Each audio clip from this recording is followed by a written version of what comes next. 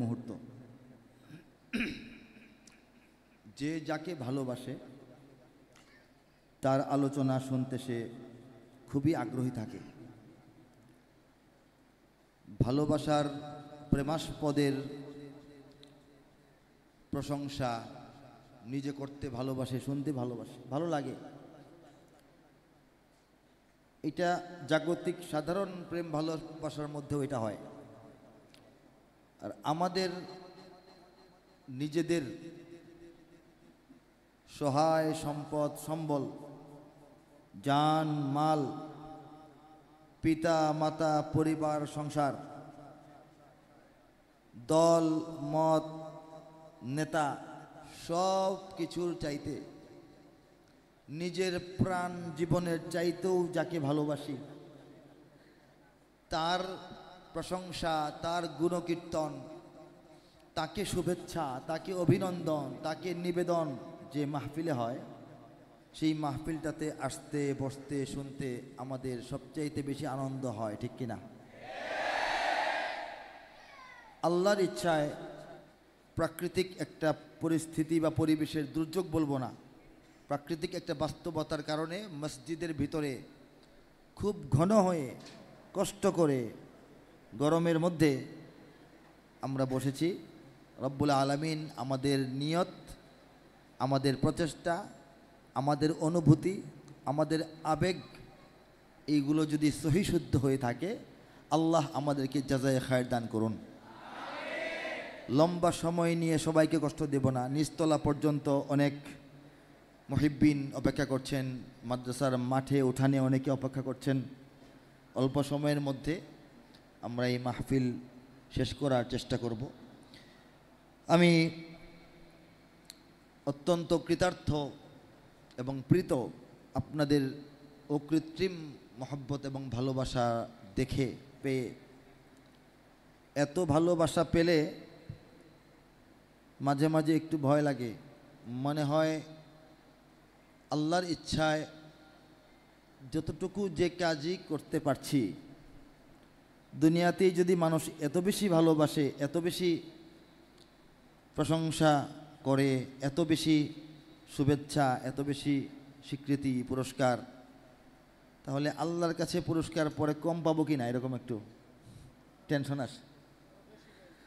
পরে মনে হয় যে না, দুনিয়ার যেটা পাচ্ছি এটাও আল্লাহই দিচ্ছেন, ঠিক না? অত্যন্ত কৃতজ্ঞ এবং আমি গর্বিত যে দারুন নাজাত মাদ্রাসা বাংলাদেশে শুধু নয়, যারা এই অঙ্গনের সাথে সম্পৃক্ত, এই চিন্তা চেতনার সঙ্গে সম্পৃক্ত গোটা বিশ্বের মুসলমান, বিশেষ করে বাঙালি মুসলমান, তাদের কাছে সুপরিচিত এই প্রতিষ্ঠান। এই প্রতিষ্ঠানের তলাবা, ওলামা, আসাতিজা সবার প্রতি আমি আমার আন্তরিক অভিনন্দন জ্ঞাপন করছি। সর্বোপরি আমি এই বিশাল জাহাজের যিনি নাবিক, যিনি খেদমত এবং নেতৃত্ব, সহনশীলতা, সামঞ্জস্যপূর্ণতা, ভারসাম্য এবং জ্ঞান, বুদ্ধি, প্রজ্ঞা, ধৈর্য, সুচিন্তা, সুকৌশল সব কিছুর সমন্বয়ে আল্লাহর ফজলে যিনি আঞ্জাম দিচ্ছেন, আমার অতি প্রিয়, সকলের অতি প্রিয় হযরতুল আল্লাম আখম আবুল খায়ের মোহাম্মদ, মনে হয় নাকি, আন্দাজ করে বললাম, হ্যাঁ সুন্দর নামটা, আবুল খায়ের মোহাম্মদ আবু বকর সিদ্দিক দামাত বারাকাতুহুম, আমি তার প্রতি শ্রদ্ধা এবং সম্মান জ্ঞাপন করছি। আজকের অনুষ্ঠানে উপস্থিত হয়েছেন, নিচে কথা হয়েছে, দেখা হয়েছে, একসাথে বসেছি। আপনাদের গৌরব, স্বমহিমায় নিজের জায়গায়, নিজের চিন্তায়, কর্মে যিনি উদ্ভাসিত, আজকের অনুষ্ঠানের সভাপতি মহোদয়, তাকেও আমার অভিনন্দন জ্ঞাপন করছি। শুরু করছি সরওয়ারে কায়নাত, তাজদারে দু আলম, सय्यदुल मुरसलीन खातमुन नबिय्यीन सरकार मदीना महताब मदीना आफ्ताब मदीना शाह मदीना मुहम्मदुर रसूलुल्लाह सल्लल्लाहु अलैहि वसल्लमेर शाने दुটো লাইন পেশ করার মাধ্যমে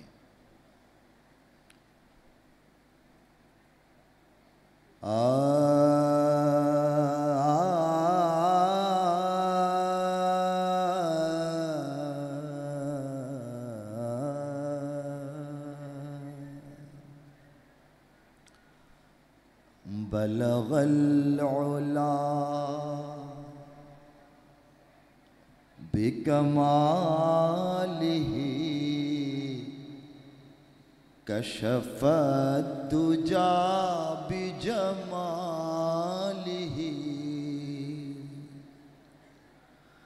हसनत जमीउ खिसालिही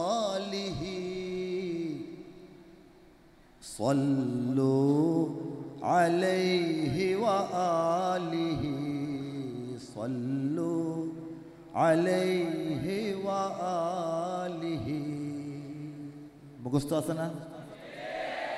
আমরা অনুষ্ঠানটাকেও সুন্দর করার জন্যে, প্রাণবন্ত করার জন্যে, নিজেরা প্রাণবন্ত হওয়ার জন্যে, নিজেদের প্রাণের গভীরতম জায়গাটায় প্রশান্তি অনুভব করার জন্যে সবাই চোখ বন্ধ রেখে হৃদয়টা খুলে দিয়ে একসঙ্গে উচ্চারণ করতে পারবো না? বলগল উলা বিকমালিহি কশফত দুজা বিজমালিহি হসনত জমিউ খিসালিহি হসনত জমিউ খিসালিহি সল্লু আলাইহি ওয়া আলিহি সল্লু আলাইহি ওয়া আলিহি বলগল উলা বিকমালিহি কশফত দুজা বিজমালিহি হসনত জমিউ খিসালিহি হসনত জমিউ খিসালিহি সল্লু আলাইহি ওয়া আলিহি সল্লু আলাইহি ওয়া আলিহি। শেখ সাদি রচিত এই লাইনগুলো, এর সঙ্গে বাংলা ভাষায় রাসূলের গুণকীর্তন যুক্ত করেছেন আমাদের কাজী নজরুল ইসলাম রহমতুল্লাহি আলাই, গোলাম মুস্তফা রহমতুল্লাহি আলাই, আরও অনেকেই। আমিও চেষ্টা করেছি বাংলায় রাসূলের গুণকীর্তনের কিছু শব্দ এখানে সংযুক্ত করতে। এ আকাশ বাতাস গ্রহ তারা ফুল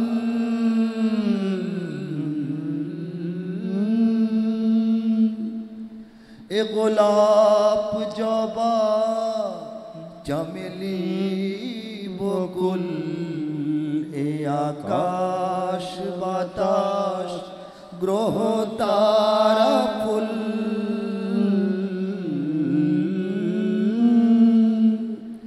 এ গোলাপ জবা চমেলি বকুল সারা দুনিয়ায় হে প্রিয় রসূল সারা দুনিয়ায় হে প্রিয় রসূল নাহি গো তোমার তুলনা নাহি বলগল উলা বিকমালিহি কশফত দুজা বিজমালিহি হসনত জমিউ খিসালিহি হসনত জমিউ খিসালিহি সল্লু আলাইহি ওয়া আলিহি সল্লু আলাইহি ওয়া আলিহি।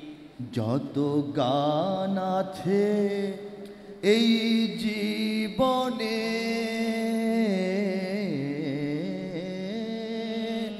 যত সুর আছে এই ভুবনে ভুবনে যত গান আছে, এই ভুবনে যত সুর আছে,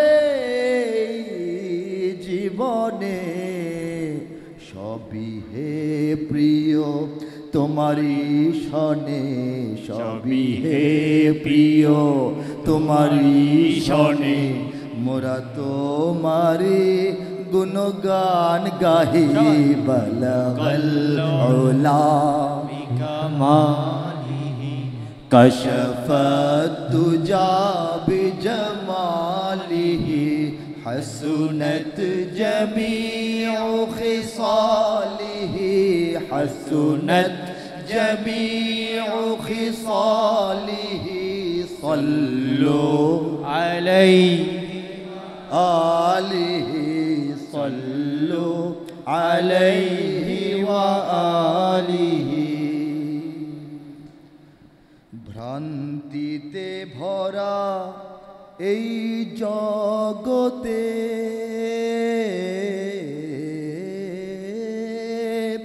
রয়েছি মোরা তোমারি মতে, ভ্রান্তিতে ভরা এই জগতে রয়েছি মোরা তোমারি মতে, চলেছি মোরা তোমারি পথে, চলেছি মোরা তোমারি পথে, তোমারি রাহে হয়েছি রাহি বাবল উলা বিকা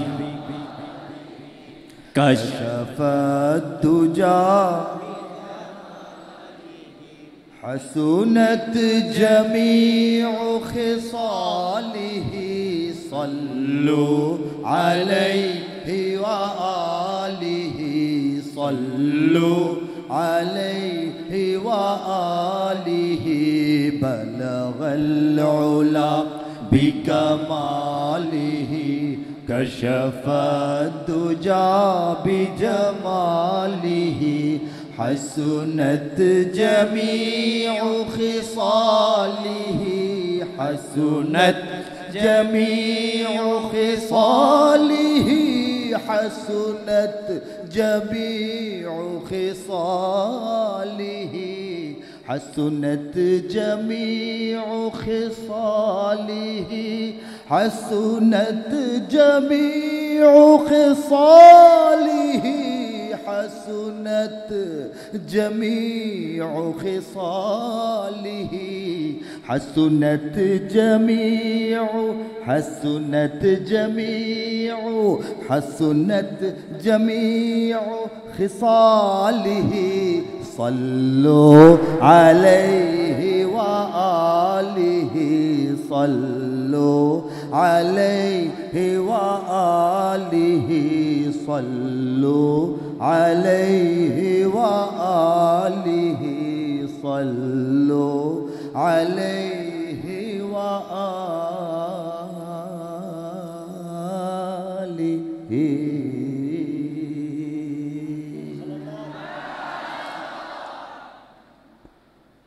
আল্লাহর শানে রসুলের শানে কথা বাণী সুর মানব জাতির জন্যে সৃষ্টিগতভাবেই প্রকৃতগতভাবেই বাস্তবভাবেই এর চাইতে সুমধুর, এর চাইতে সুন্দর, এর চাইতে সুশীতল, এর চাইতে মধুময় আর কোনো কিছু পৃথিবীতে নাই। যারা আল্লাহ এবং রাসূলের পরিচয় লাভ করতে পারে নাই তারা অনেক কিছুর পিছনে দৌড়ায়। যারা পরিচয় লাভ করতে পেরেছেন এবং সঠিক পথের উপর নিজেকে দাঁড় করাতে পেরেছেন, সেই মুমিনদের অন্তরকে বিগলিত করার জন্যে, এই মুমিনদের অন্তরকে বিমোহিত করার জন্যে আল্লাহ এবং তার রাসূলের গুণকীর্তনের চাইতে আরও উত্তম কোনো সুর, কোনো কথা আসমানের নিচে নাই। ঠিক না? এখানে সম্ভবত বিকেল থেকেই নাকি নাতে রাসূল চলছে। আমি ঘরে বসে বসে অস্পষ্ট আওয়াজ, দরজা বন্ধ, কিছুটা শুনেছি। আমার তরুণ ভাইয়েরা, আমার সন্তানতুল্য যারা প্রতিভা, অনেক সুন্দর সুন্দর নাতে রাসূল পেশ করার চেষ্টা করেছেন, ভালো লেগেছে, খুবই ভালো লেগেছে। হ্যাঁ, এখন মধুর শরাব দিলে আল আরাবি সাকি, হ্যাঁ শুনি নাই আমরা সমস্ত। আমি প্রাসঙ্গিক বলি, একটু কথা বলে নিলে আমারও বিশ্রাম হয়।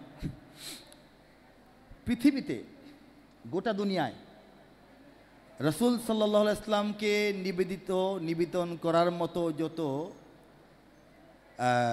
সরাসরি প্রমাণিত প্রতিষ্ঠিত যে দুরুদগুলি আছে, সালাওয়াত আছে, এইগুলির বাইরে আল্লাহর রসুলকে নিবেদন করা নাত, এটা পৃথিবীর আমার মনে হয় বাংলাদেশে সবচাইতে বেশি। পাকিস্তানে কিছু পাওয়া যায়, আরবে গেলে 4-5টা ছাড়া পাওয়া যাবে না। আরবরা রাসূলের শানে সরাসরি দরুদ সালামই পেশ করে, নাতে রাসূল রচনা করার মতো মানসিকতা বা প্রয়োজনীয়তা বা কালচার মনে হয় তাদের মধ্যে সৃষ্টি হয় নাই। হ্যাঁ, রাসূলের দরবারে যখন যাই, রওজায় যখন যাই, বিশেষ করে আমি আমার কথা বলছি, নিয়মতান্ত্রিক সালাম তো পেশ করি, দুরুদগুলি পাঠ করতে থাকি, কিন্তু অন্তরটা ভিজে গলে পানি পানি হয়ে যায় যখন বাংলা ভাষায় নাতগুলি গাইতে গাইতে কদম সামনে বাড়াই। তুমি তো শাহে মদিনা, তোমাকে সালাম বারে বার। তুমি তো তাজ মদিনা, তোমাকে সালাম বার বার।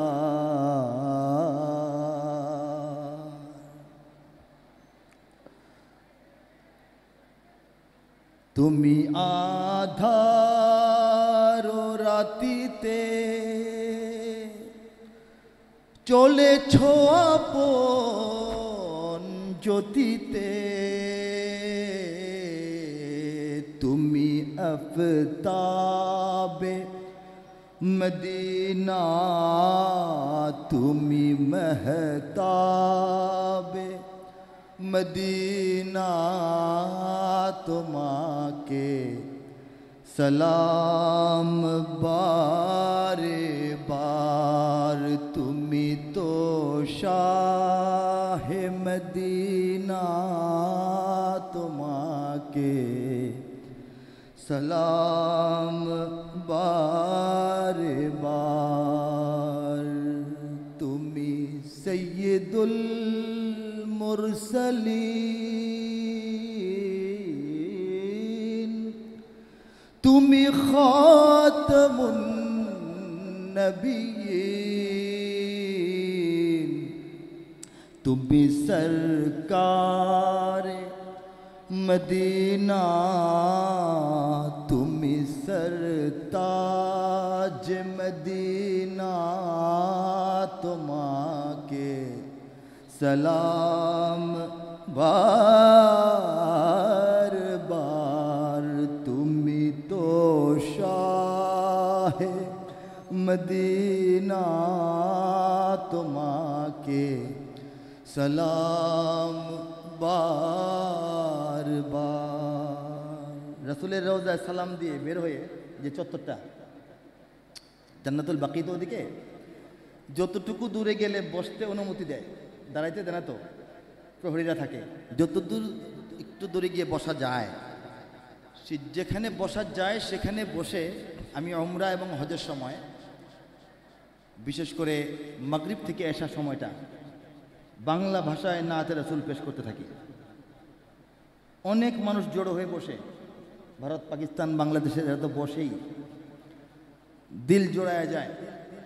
আমাদের জাতীয় কবি কাজী নজরুল ইসলাম এদেশের মানুষকে, বাংলা ভাষাভাষী মানুষকে রাসূলের প্রতি মহব্বত বৃদ্ধিতে তার মতো অবদান কম মানুষের আছে।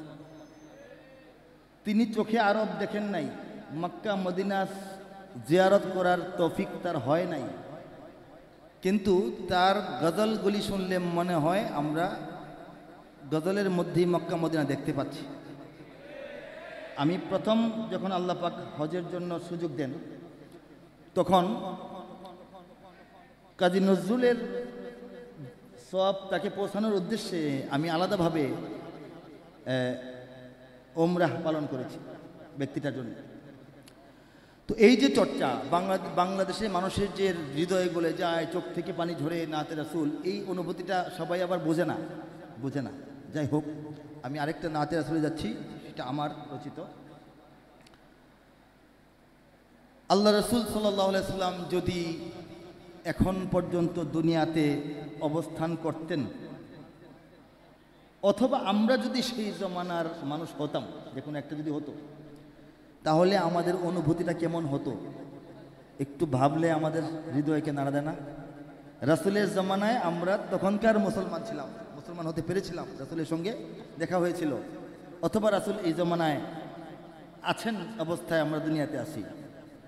এই যে একটা লালিত স্বপ্ন, এই যে একটা সুখময় অনুভূতি, একজন কবি হিসেবে আমি আমার আবেগ থেকে আমার মতো করে পেশ করার চেষ্টা করছি।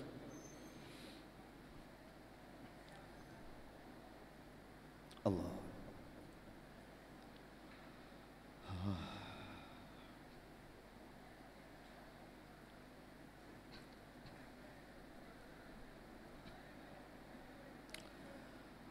আমার নয়নে ভাসে আরবের ছবি,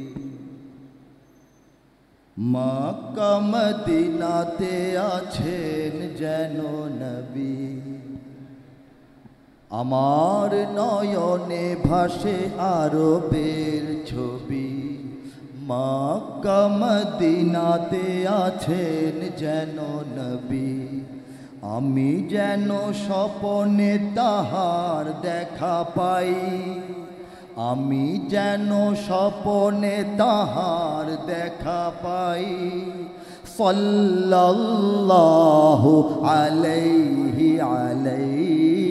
সাল্লাল্লাহু আলাইহি একসাথে সাল্লাল্লাহু আলাইহি সাল্লাল্লাহু আলাইহি। যদি মনে করি এটা কবির ভাবনা, কবির হৃদয়ের কথা, তাহলে নিজেকে শ্রোতা মনে হবে, এটা কান পর্যন্ত ঢুকবে, শুনতে ভালো লাগবে। আর যদি মনে করি কথাগুলো আমি একজন মুমিন হিসাবে আমারও কথাগুলি আমিই বলতেছি, অনুভবটা আমি করতেছি, তাহলে এই বাণীগুলো কানে নয় প্রাণে পৌঁছাবে। প্রত্যেকেই আমার বলতে আমাকে নিজেকে মনে করি, ঠিক আছে না? আমার নয়নে ভাসে আরবের ছবি, মক্কা মদিনাতে আছেন যেন নবী। আমি যেন স্বপনে তাহার দেখা পাই। সাল্লাল্লাহু আলাইহি সাল্লাল্লাহু আলাইহি। আমি যেন তার হাতে রেখে হাত, হৃদয়ে রেখে পড়ি শাহাদাত। রাসূলের হাতে হাত রেখে যদি আমরা ঈমানটা আনতে পারতাম কেমন লাগতো? রাসূলের হাতে হাত রেখে আশহাদু আল্লাহ বলতেছি, চোখে ভাষণ। আমি যেন তার হাতে রেখে হাত, হৃদয়ে রেখে জপি শাহাদাত। তারি সাথে মদিনাতে হিজরতে যাই, তারি সাথে মদিনাতে হিজরতে যাই। সাল্লাল্লাহু আলাইহি সাল্লাল্লাহু আলাইহি সাল্লাল্লাহু আলাইহি সাল্লাল্লাহু আলাইহি। হিজরতে তো গেলাম, তাই না? মসজিদে নববীর আঙিনাতে ওই সাহাবার মাহফিলে যেন বসে রই। মসজিদে নববীর আঙিনাতে ওই সাহাবার মাহফিলে যেন বসে রই। আমি তার চেহারার জ্যোতিতে হারাই, আমি তার চেহারার জ্যোতিতে হারাই। সাল্লাল্লাহু আলাইহি সাল্লাল্লাহু আলাইহি সাল্লাল্লাহু আলাইহি সাল্লাল্লাহু আলাইহি অধমে আদর করে তিনি পাশে তার। আমি আমার কথা বলছি, আমার কল্পনা।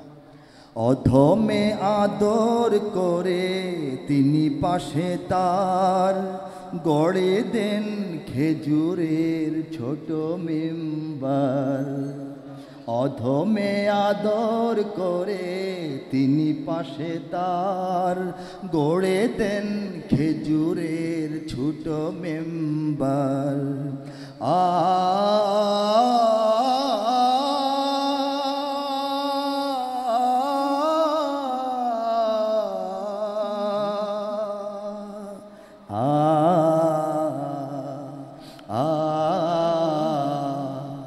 সেখানে কবিতা পড়ি তারি গান গাই, সেখানে কবিতা পড়ি তারি গান গাই।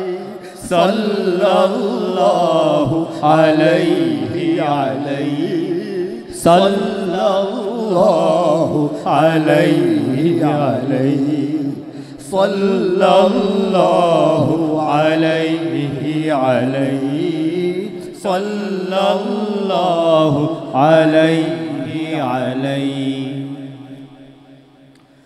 বদরে উহুদে যেন আছি পাশে তার, মক্কা বিজয়ে আছি উঠানে কাবার। বদরে উহুদে যেন আছি পাশে তার, মক্কা বিজয়ে আছি উঠানে কাবার। বিদায় ভাষণে তারি সম্মুখে দাঁড়াই, বিদায় ভাষণে তারি সম্মুখে দাঁড়াই। সাল্লাল্লাহু আলাইহি সাল্লাল্লাহু আলাইহি সাল্লাল্লাহু আলাইহি সাল্লাল্লাহু আলাইহি। আমি তার দীক্ষার জ্যোতি হাতে হায়, মরু নদী পার হয়ে আসি বাংলায়। আমি তার দীক্ষার জ্যোতি হাতে হায়, মরু নদী পার হয়ে আসি বাংলায়। হাজার বছর ধরে সে আলো ছড়াই, হাজার বছর ধরে সে আলো ছড়াই। সাল্লাল্লাহু আলাইহি সাল্লাল্লাহু আলাইহি সাল্লাল্লাহু আলাইহি সাল্লাল্লাহু আলাইহি। আমার নয়নে ভাসে আরবের ছবি, মক্কা মদিনাতে আছেন যেন নবী। আমি যেন স্বপ্নে তাহার দেখা পাই, আমি যেন স্বপ্নে তাহার দেখা পাই। সাল্লাল্লাহু আলাইহি সাল্লাল্লাহু আলাইহি সবাই সাল্লাল্লাহু আলাইহি সাল্লাল্লাহু আলাইহি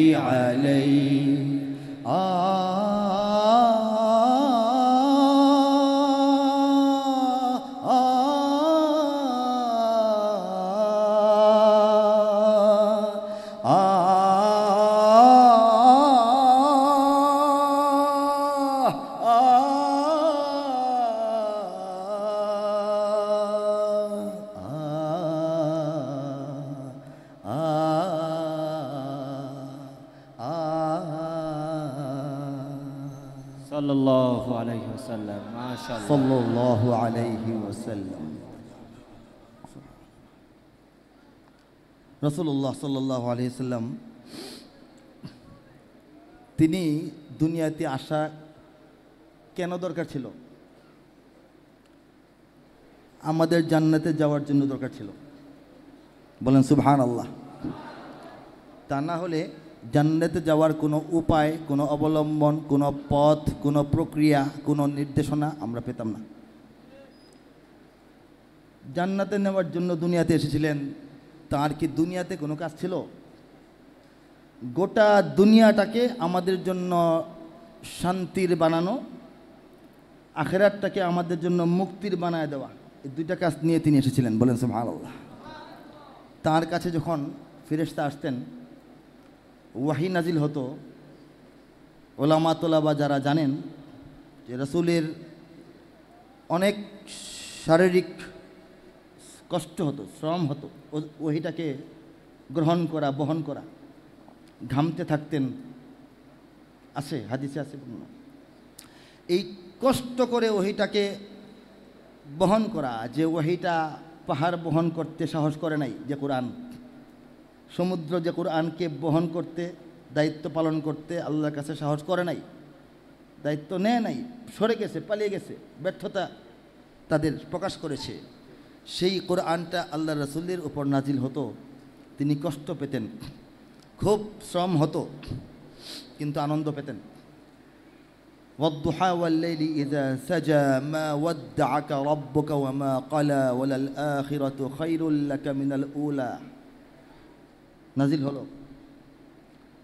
ওয়ালা সাউফা ইউ'তিকা রাব্বুকা ফাতারদা, এই বাক্যটা যখন নাজিল হলো, আল্লাহ বলতেছেন ওয়ালা সাউফা ইউ'তিকা রাব্বুকা ফাতারদা, শীঘ্রই, তাড়াতাড়ি, জলদি, অতি সত্বর আল্লাহ আপনাকে দিবেন, এমন দেওয়া দিবেন যে আপনি সন্তুষ্ট হবেন।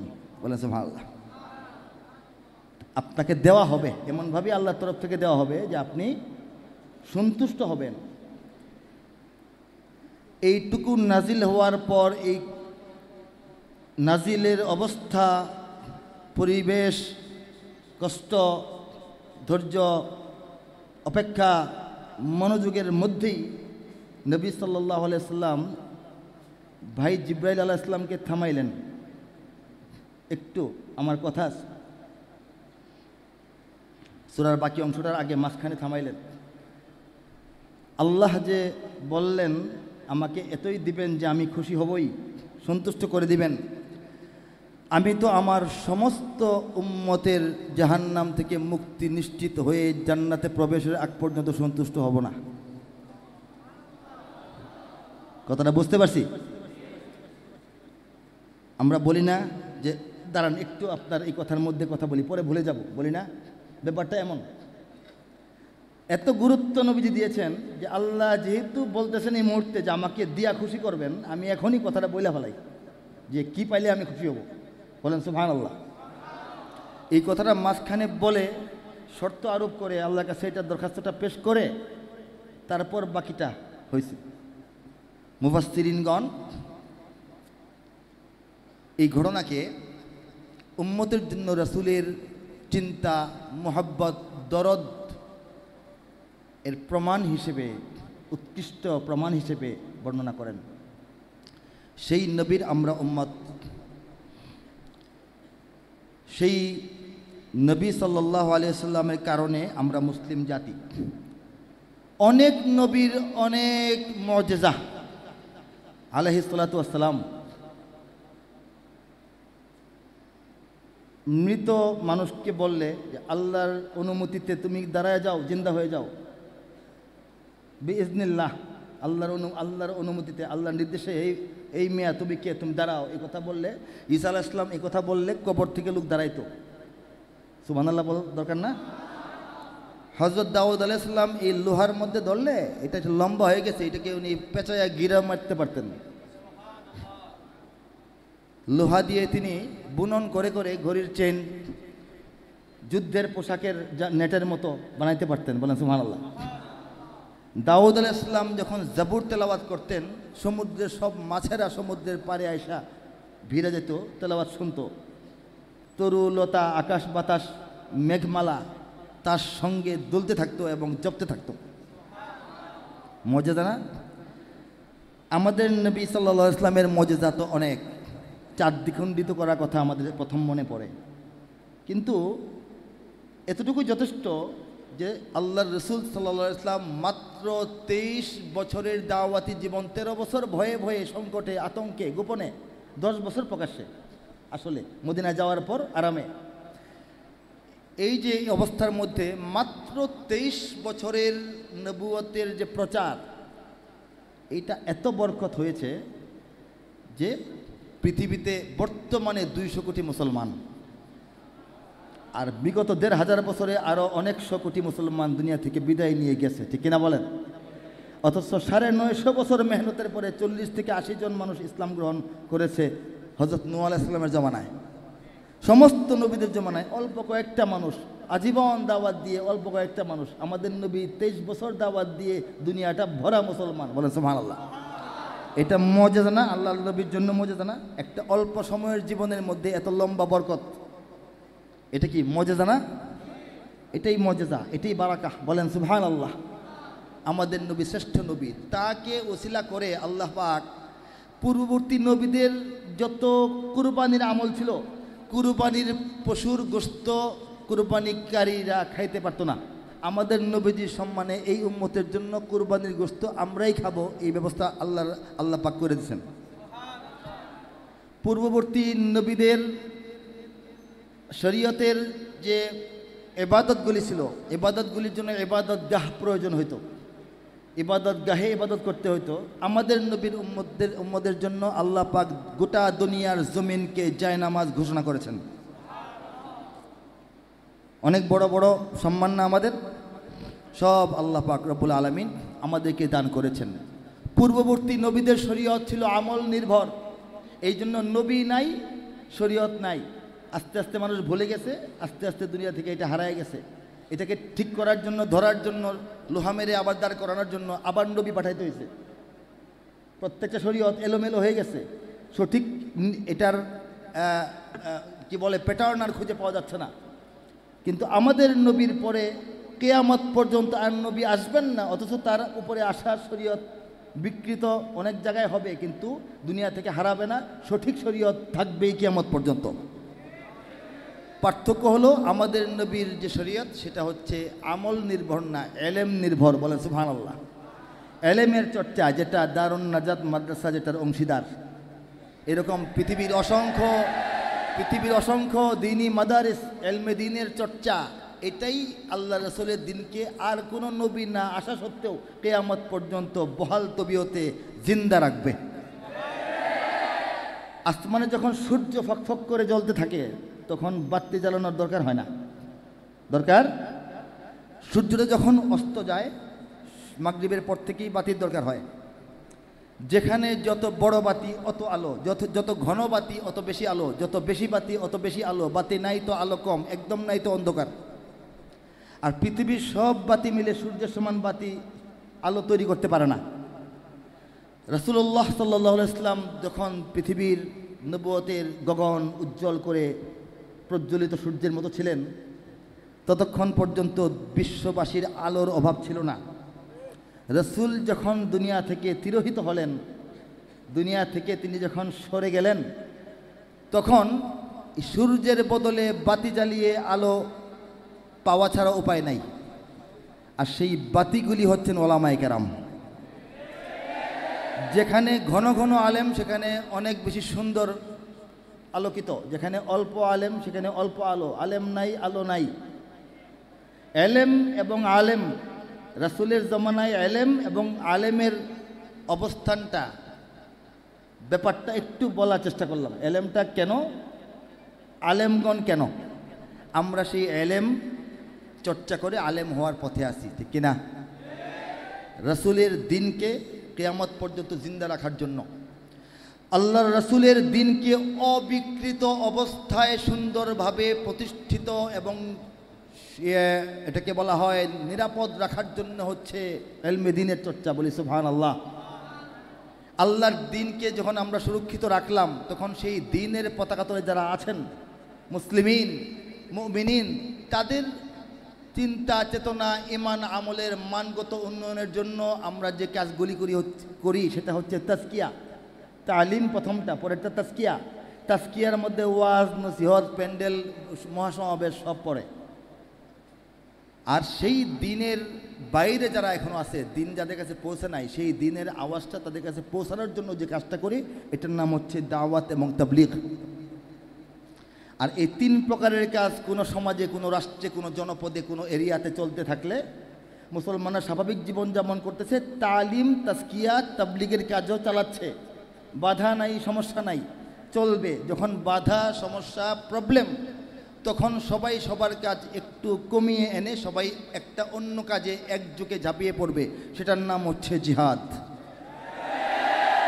সেটার নাম কি? মাদ্রাসাও কিছু বন্ধ, হাফ টাইম অথবা বন্ধ, তাবলীগওয়ালারা তাদের প্রজেক্টগুলি একটু বন্ধ, সব বন্ধ করে জিহাদ। তখন জিহাদ, প্রতিরক্ষা ব্যবস্থা, দ্বীনের নিরাপত্তা, দ্বীনের সংরক্ষণের জন্য তালিম, দ্বীনের মান উন্নয়নের, মুসলমানদের মান উন্নয়নের জন্য তাজকিয়া, দ্বীনের সম্প্রসারণের জন্য তালিম, দ্বীনের প্রতিরক্ষার জন্য হচ্ছে জিহাদ। আমরা আলেম হয়ে যাওয়ার পরে এই চার তরিকার কোনো তরিকায় হয়তো আমরা কাজ করতে থাকব। একজন লেখক সে দায়ী, একজন বক্তা সে দায়ী, একজন খতিব সে দায়ী, একজন মুহাদ্দিস, একজন মুদাররিস, একজন মুফতি, একজন শিক্ষক, একজন মুহতামিম, তিনি তালিমের জগতে কাজ করতেছেন, অনেকে দাওয়াতের জগতে কাজ, অনেকে তাজকিয়ার জগতে কাজ করতেছেন, বিভিন্নভাবে করতেছেন। আবার সবাই জিহাদের জন্য প্রস্তুত আছেন। সেই অঙ্গনটাতে গিয়ে যদি এই চারটা ডিপার্টমেন্টের মধ্যে আপোষে লড়াই হয়, তাহলে আমরা ধ্বংস হব। আমরা বলি যে আমরা মাদ্রাসায় পড়ি, তারা গাট্টি নিয়ে কেন হাঁটে, লাভ কি? এটা খারাপ কথা। গাট্টিওয়ালারা বলে যে আমরা তো খুব মেহনত করতেছি, ওনারা কেন মাদ্রাসায় এসি রুমে বসে বসে কিতাব পড়ায়, কী লাভ হবে? এটা আত্মঘাতী কথা, ঠিক কি না? সবাই মিলে দিনের সবগুলি দিক আঞ্জাম দেওয়ার মতো মানসিকতা নিয়ে ভালো আলেম হইতে রাজি আছি, কারা হাত তুলি? আলহামদুলিল্লাহ, মাশাআল্লাহ। রাসূলের সিরাত মর্যাদা একটু বর্ণনা, তার বৈশিষ্ট্য, অন্য নবীদের থেকে তার শ্রেষ্ঠত্ব এবং পার্থক্য, তার মর্যাদার কিছু ছিটেফোঁটা স্পর্শ, সেখান থেকে ইলম, ইলম থেকে আলেম, আলেম থেকে সূর্য, সূর্য থেকে বাতি, এবং আমরা কেন পড়ি, এলেম আর কি কাজ ওলামায়ে কেরাম করেন, আমরা বড় হয়ে কি করব, এই কথাটাকে অল্প সময়ে বলার চেষ্টা করলাম। আলোচনা এ পর্যন্ত। এখন আর কি শোনাইতে পারি? হ্যাঁ, অল্প করে। এদেশে আল্লাহু আকবরের সুরে সূর্য ওঠে, এদেশে আল্লাহু আকবরের সুরে সূর্য ডোবে, এদেশে আল্লাহু আকবরের সুরে সূর্য ওঠে, এদেশে আল্লাহু আকবরের সুরে সূর্য ডোবে, এদেশের মাল্লা মাঝি কিষান মজুর সবার ঠোঁটে শোনো রে লা ইলাহা ইল্লাল্লাহর জিকির ওঠে, এদেশের মাল্লা মাঝি কিষান মজুর সবার ঠোঁটে শোনো রে লা ইলাহা ইল্লাল্লাহর জিকির ওঠে। ইমানের তপ্ত আগুন জ্বলছে সবার বুকে বুকে, ইমানের তপ্ত আগুন জ্বলছে সবার বুকে বুকে, সে আগুন দেশ হতে দেশ দেশান্তরেও জ্বলতে হবে। এদেশে আল্লাহু আকবরের সূর্য ওঠে, এদেশে আল্লাহু আকবারের সুরে সূর্য ডোবে, এদেশের জলে স্থলে, এদেশের ফুল ফসলে, এদেশের এদেশের এদেশের এদেশের এদেশের সবুজ মাটি, সবুজ ঘাসে, সবুজ বনে, মদিনার সবুজ মিনার ঝলসে ওঠে দুই নয়নে। এদেশের শিকড় তো নয় দিল্লিতে বা ওয়াশিংটনে। দিল্লিকে আমরা মোটামুটি একটু বুঝাইতে পারছি যে তার আমাদের শিকড় দিল্লিতে না। দিল্লি সরার পর ওয়াশিংটন একটু আসার চেষ্টা,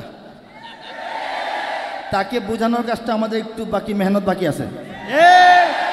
সবাই বুঝে যাওয়ার পরে বাংলাদেশে একটা পতাকা উঠবে, সেটার মধ্যে লা ইলাহা ইল্লাল্লাহু মুহাম্মাদুর রাসূলুল্লাহ লেখা থাকবে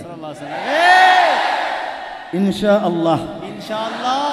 অনেক দেশে সবুজের উপর সাদা দিয়ে লেখে, অনেক দেশে সাদা পতাকার মধ্যে কালো দিয়ে লেখে, অনেক দেশে কালো পতাকার উপর সাদা দিয়ে লেখে। আমরা না হয় সবুজ পতাকার উপর লাল দিয়ে লিখলাম। রংটা আমাদের, রংটা আমাদের। হ্যাঁ, অসুবিধা আছে?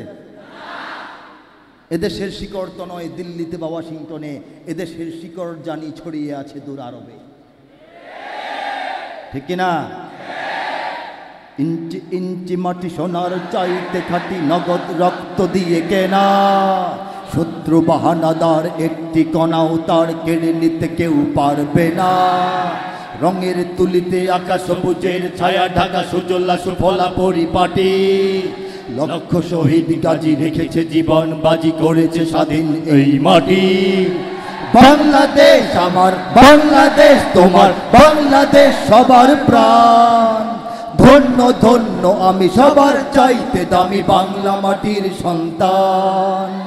বাংলাদেশ আমার, বাংলাদেশ তোমার, বাংলাদেশ খোদার দান।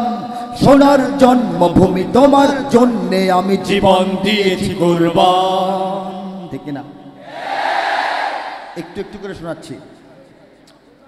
বাংলার ইতিহাসে যখনই শত্রু আসে পালাবার পথ খুঁজে পায় না। এটা বাংলাদেশের, এটা বাংলাদেশের ইতিহাস,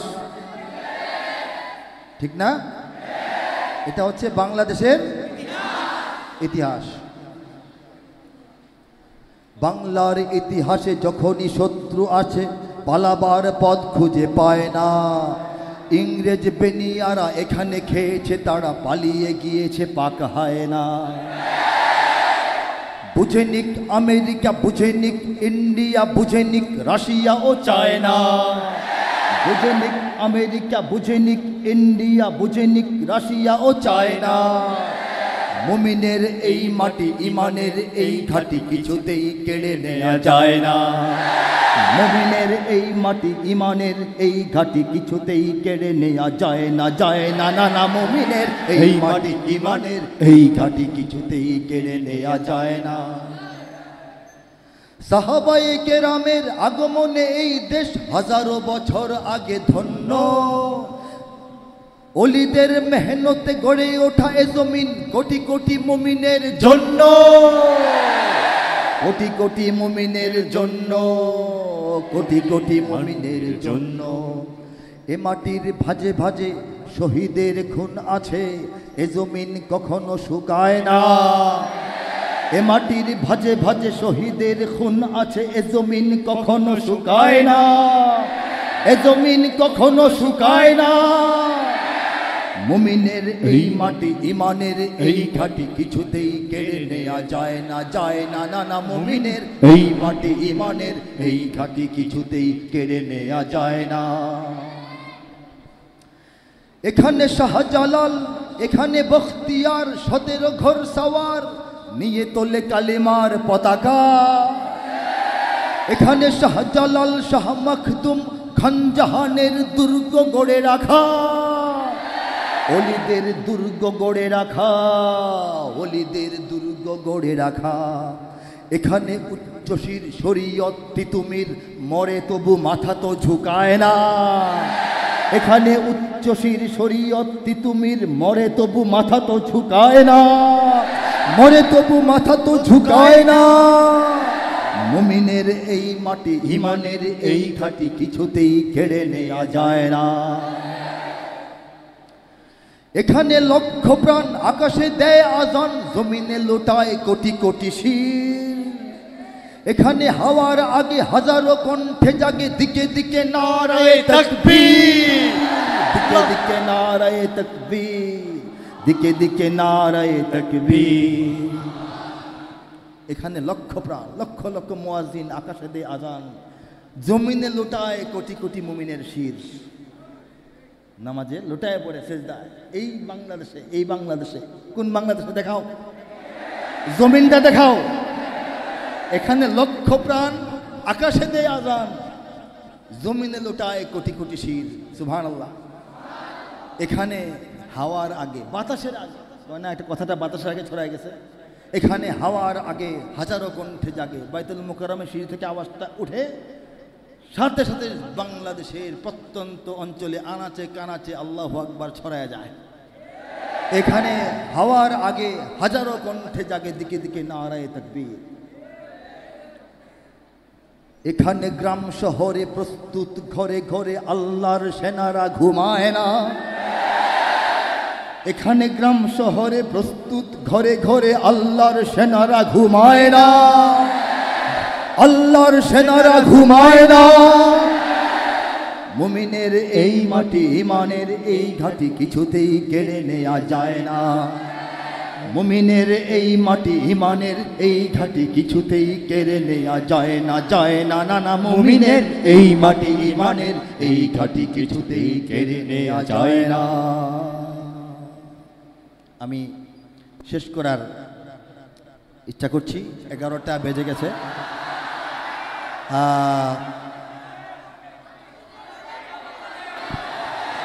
এখানে প্রথমত সকলের গরম এবং ভিড় চাপাচাপিতে কষ্ট হচ্ছে এক। দ্বিতীয়ত আমি নিজে শারীরিকভাবে একটু দুর্বল এবং অসুস্থ। তৃতীয়ত আগামীকাল আমি খতিব হিসেবে জুমা পড়াতে হবে, সেটার একটু প্রস্তুতি বিশ্রামের ব্যাপার আছে।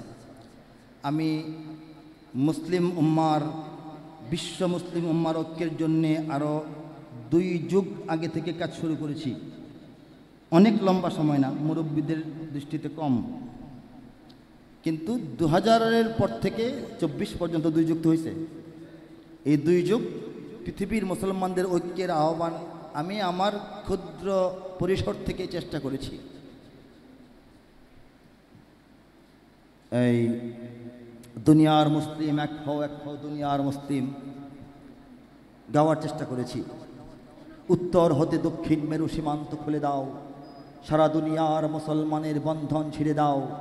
এপার ওপার সারা দুনিয়ার সকল মুসলমান একই তরণীর যাত্রী, সবাই এক দেহ এক প্রাণ। প্রাচ্য কিংবা পাশ্চাত্যের নেই নেই ব্যবধান, সাদা কালো আর ধনী গরিবের ভেদাভেদ বলে যাও, সারা দুনিয়ার মুসলমানের বন্ধন ছিঁড়ে দাও। গেয়েছি একান্ত তারুণ্যে, তখন আমার বয়স 19-20। হে যুবক, তুমি বাঙালি হও কিংবা ইন্ডিয়ান, কিংবা জার্মান জাপানি কিংবা চাইনিজ রাশিয়ান, স্প্যানিশ ড্যানিশ ফরাসি কিংবা ব্রিটিশ আমেরিকান, আরবি আজমি ইরানি তুরানি তুর্কি বা আফগান, তুমি তো মুসলমান। ইরাক আমার ভাই, ইরান আমার বোন, আফগান ফিলিস্তিন আমার বন্ধুজন, প্রতিবেশী আরাকান কাশ্মীরও আপন।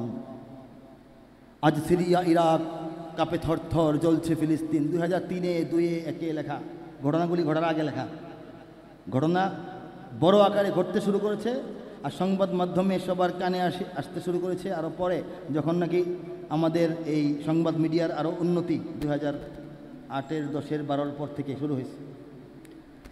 আল্লাহ লিখিয়েছেন সারা দুনিয়ার মুসলিম উম্মার ঐক্যের স্বপ্ন এবং অপেক্ষায় এখনও আছি আমরা সবাই। এই দেশকে, এই জাতিকে আল্লাহ পাক হেফাজত করবেন ভিতরের বাইরের সমস্ত ষড়যন্ত্র থেকে, সেই আশা এবং ভরসার উপরে আমরা আছি, ঠিক কিনা? তবে যদি কোনো আমাদের জীবদ্দশায় আমাদের সামনে মুমিনের এই মাটি এবং ইমানের এই ঘাঁটি যদি কোনো কারণে সংকটাপন্ন অবস্থায় পতিত হয়, আমরা বসে থাকার মানুষ না। দেশে অনেকে বিপ্লব, অনেকে গণঅভ্যুত্থান, অনেকে আন্দোলন, যেভাবেই বলেন না কেন, কথাগুলো অনেক আগে থেকে আমি বলতে শুরু করেছিলাম।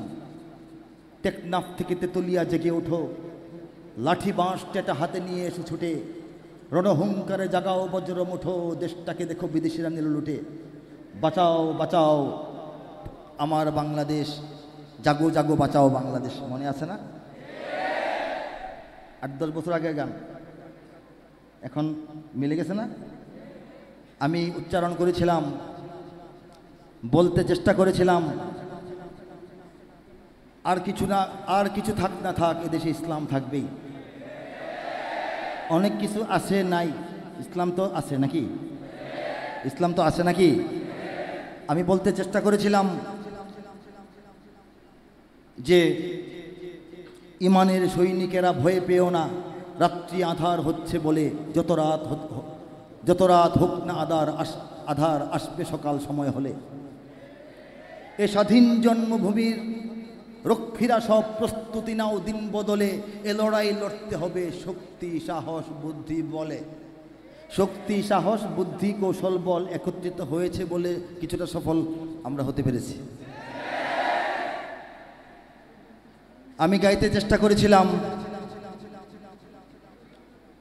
জালিমের থামবে জুলুম, আর কটা দিন ধৈর্য ধরো,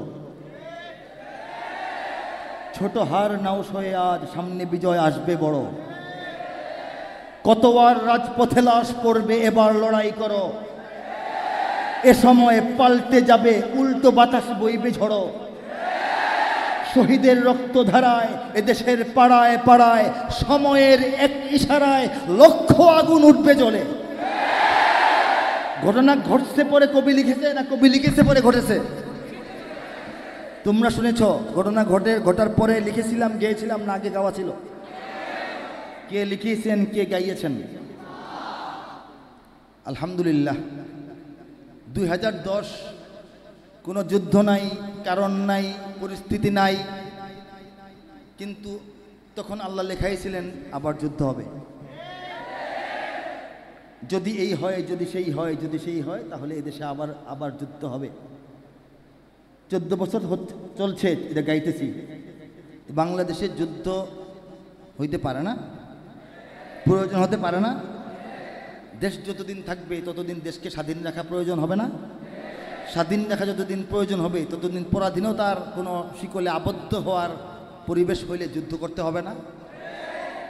তোমরা আবদার করেছ, এই লাইনের দুইটা লাইন গাইছি। এর আগে আমি ভুলে গিয়েছিলাম, আমার সঙ্গে একটা কপি নিয়ে এসেছি পবিত্র কুরআনুল কারীমের কাব্যানুবাদ। যদিও সময়টা লম্বা হয়ে যাচ্ছে, আমি কুরআনের কাব্যানুবাদ থেকে একটা পৃষ্ঠা একটু শুনিয়ে নেওয়ার চেষ্টা করছি। আল্লাহ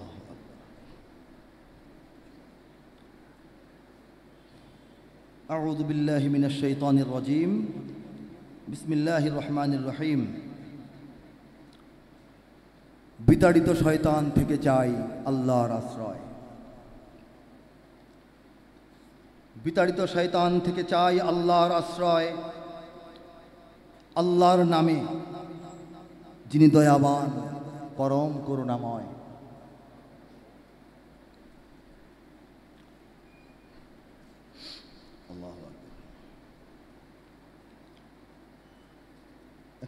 একটা ছোট সূরা আমি শোনানোর চেষ্টা করি।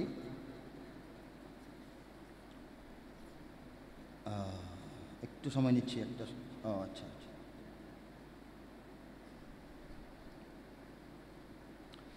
সূরাতুত তাকবীর, সূরাতুত তাকবীর আল মাক্কিয়াহ, এটা হচ্ছে মক্কায় অবতীর্ণ। ইযা আশ-শামসু কুবিরাত ওয়া ইযা আন-নুজুমু ইনকাদারাত ওয়া ইযা আল-জিবালু সুয়িরাত ওয়া ইযা আল-ইশারু উত্তিলাত ওয়া ইযা আল-wuhushu hushirat ওয়া ইযা আল-বিহারু সুজ্জিরাত وإذا النفوس زوجت وإذا الموءودة سئلت بأي ذنب قتلت। আমি তেলাওয়াত পুরোটা করছি না, আমি তরজমাটুকু সেটাও পুরোটা না, আংশিক শোনাচ্ছি। আশ্রয় চাহি আল্লাহর, যেন শয়তান দূরে রয়। শুরু করিলাম আল্লাহর নামে, দয়ালু করুণাময়। যখন সূর্য গোটানো হইবে হইবে নির্বাপিত, যখন তারারা আকাশ হইতে হইবে অধপতিত, যখন পাহাড় সমূহকে করা হইবে সঞ্চালিত, যখন পূর্ণ গর্ভা উষ্ট্রি হইবে উপেক্ষিত, যখন বন্য পশুদের করা হইবে একত্রিত, যখন সাগর সমূহকে করা হইবে উদ্বেলিত, যখন আত্মা হইবে শরীরে পুনঃসংযোজিত, জ্যান্ত প্রথিত কন্যাকে করা হইবে জিজ্ঞাসিত, কোন অপরাধে করা হয় তাকে হত্যা ও সমাহিত, যখন সবার আমল তালিকা হইবে উন্মোচিত, আসমানের আবরণ যখন হইবে অপসারিত, যখন জাহান্নাম করে দেওয়া হইবে প্রজ্বলিত, নিকটবর্তী করে দেওয়া হবে জান্নাত কাঙ্ক্ষিত, তখন সবাই নিজের কামাই হয়ে যাবে অবহিত। শপথ সেসব তারাদের যারা পশ্চাতে ধাবমান, চলতে চলতে নভমণ্ডলে হয় অদৃশ্যমান। শপথ করছি রাতের যখন হয়ে যায় অবসান, শপথ ভোরের উদয় লগ্নে যখন তাপায় প্রাণ। আজকে এটুকুই শোনালাম। সম্পূর্ণ কোরআন কবিতার আবৃত্তি সহ যদি আমরা কেউ শুনি ভালো লাগবে। কুরআনুল কারীমের সাধারণ যে তর্জমাগুলি আমাদের বাংলাদেশের বাজারে, সাধারণ তর্জমা পড়ে বোঝা কঠিন। আরবির অনুবাদটা বাংলায় এমন একটা এই দাঁড়ায় ডিজাইনটা, যেটা পড়ে বুঝতে একটু মুশকিল হয়। অনেক পাঠক বলেছেন সরল তর্জমাগুলোর চাইতে কবিতায় শুনে আমাদের একটু সহজ হয়, শুনতে আরাম লাগে, বুঝতে ভালো লাগে। এটা কার ইচ্ছায় হয়েছে? আল্লাহর ইচ্ছায় হয়েছে। সময় থাকলে আরও লম্বা সময়, অনেক সূরা, অনেক পৃষ্ঠা, কঠিন কঠিন আয়াতের তর্জমা কিভাবে এখানে দাঁড়ালো আমি শোনাতে পারতাম। জটিলতম কঠিনতম আয়াত, যেগুলি সাধারণ তর্জমাটা উঠিয়ে গুছিয়ে লেখাটাই কঠিন, সেটা মাপ যোগ সিস্টেম নিয়ম সৌন্দর্য সব কিছুর ভিতরে কবিতার আকারে আল্লাহ পাক দিলের মধ্যে ঢেলে দিয়েছেন। আমি যখন এটা রচনা করতেছিলাম 4 মাসে 17.5 পারা, 4 মাসে, আর বাকিটা আগে লেখা ছিল, মিলে 30 পারা হয়ে গেছে। তখন মনে হচ্ছিল যে আমি মনে হয় প্রিন্টার আছে না, কাগজ বের হয়, হ্যাঁ, টাইপ হয় অন্য জায়গায়, সুইচ দিলে পরে খালি হাত দিয়ে কাগজটা নিতে হয়, কস কস কস কস। মনে হচ্ছিল যে ব্যাপারটা তৈরি অন্য জায়গায়, আমি একটা প্রিন্টার এদিক দিয়ে খালি বের হইতেছি। আল্লাহ পাক প্রত্যক্ষ পরোক্ষভাবে যদি সহায়তা না করতেন, তাহলে কোনো একটা আয়াতের তর্জমা মিলাইতে না পারলে 2 বছর চিন্তা করতে হইতে পারত। একটা জটিল আয়াত, আমি বলি ওই যে ইয়ে আছে না, ওই যে ইয়ের আয়াত সবচেয়ে কঠিন আয়াত, হাফেজ শব্দেরও ঝামেলা হয়, ইউসিকুমুল্লাহ, হ্যাঁ, এইটার তর্জমা বোঝাও কঠিন, বাংলা ভাষায় লেখাও কঠিন, মনে রাখা কঠিন। এটার তর্জমা কবিতায় মিলবে বললে আমি কল্পনা করি নাই। হ্যাঁ, যদি পিতা থাকে, মা না থাকে, 1 বোন থাকে, 2 ভাই থাকে, তাহলে 8 ভাগের 1 ভাগ, 6 ভাগের 1 ভাগ আছে না? এটা মুখে বললেই তো দাঁত খুলে পড়ে যায়। এটা কবিতার মধ্যে সুন্দরভাবে মসৃণভাবে মিলাবেন কিভাবে? ইচ্ছা মতো লিখে ফেললে হবে না, আয়াত যতটুকু অতটুকু লিখতে হবে। আল্লাহ পাক এটাকে একেবারে এই 2-4-5 মিনিটের মধ্যে মিলাই দিচ্ছে। আল্লাহর ইচ্ছা, এই জন্য হয়েছে। আল্লাহর কাছে চিরকৃতজ্ঞ, চির সিজদাবনত হয়ে আমি আমার মৌত পর্যন্ত কাটাবো। কোরআনের তর্জমার কাজটা আল্লাহ পাক এই করার জন্য কামলা হিসেবে আমাকে বাছাই করেছেন। এই জন্য আল্লাহ পাক কবুল করুন। আল্লাহ পাক আমাদের সকলের সমস্ত নেক নিয়ত সদিচ্ছা, সৎ প্রচেষ্টা, সৎ উদ্যোগ সব কিছুকে সহজ করুন এবং কবুল করুন। যদি আমার দেশের সীমানা বন্ধু মুছে দিতে কেউ চায়, যদি আমার মাটির ধন সম্পদ লুটে নিতে কেউ চায়, যদি আমার দেশের সীমানা বন্ধু মুছে দিতে কেউ চায়, যদি আমার মাটির ধন সম্পদ লুটে নিতে কেউ চায়, যদি আমার সাগরে আমার পাহাড়ে ফেরায় লোভের চোখ, আমি প্রতিবাদে জ্বলে উঠবই তবে যা হবার তাই হোক। যদি আমার সাগরে আমার পাহাড়ে ফেরায় লোভের চোখ, আমি প্রতিবাদে জ্বলে উঠবই তবে যা হবার তাই হোক। এই শান্ত সবুজ পতাকায় যদি পড়ে শকুনের থাবা, এই সুপ্ত বারুদ জাতি নিয়ে ফের খেলে যদি কেউ দাবা, এই শান্ত সবুজ পতাকায় যদি পড়ে শকুনের থাবা, এই সুপ্ত বারুদ জাতি নিয়ে ফের খেলে যদি কেউ দাবা, কোটি মানুষের প্রাণের কুটিরে আগ্রাসনের হাত যদি কেউ বাড়ায় তবে আবার যুদ্ধ হবে, আবার যুদ্ধ হবে, আবার যুদ্ধ হবে, আবার যুদ্ধ হবে, আবার যুদ্ধ হবে, আবার যুদ্ধ হবে, আবার যুদ্ধ হবে, আবার যুদ্ধ হবে, আবার যুদ্ধ হবে, আবার যুদ্ধ হবে, আবার যুদ্ধ হবে। ওয়া আখিরু দাওয়ানা আলহামদুলিল্লাহি রাব্বিল আলামিন ওয়াসসালাতু ওয়াসসালামু আলা সাইয়্যিদিল মুরসালিন। আসসালামু আলাইকুম ওয়া রাহমাতুল্লাহি ওয়া বারাকাতুহু। ভলান্টিয়ার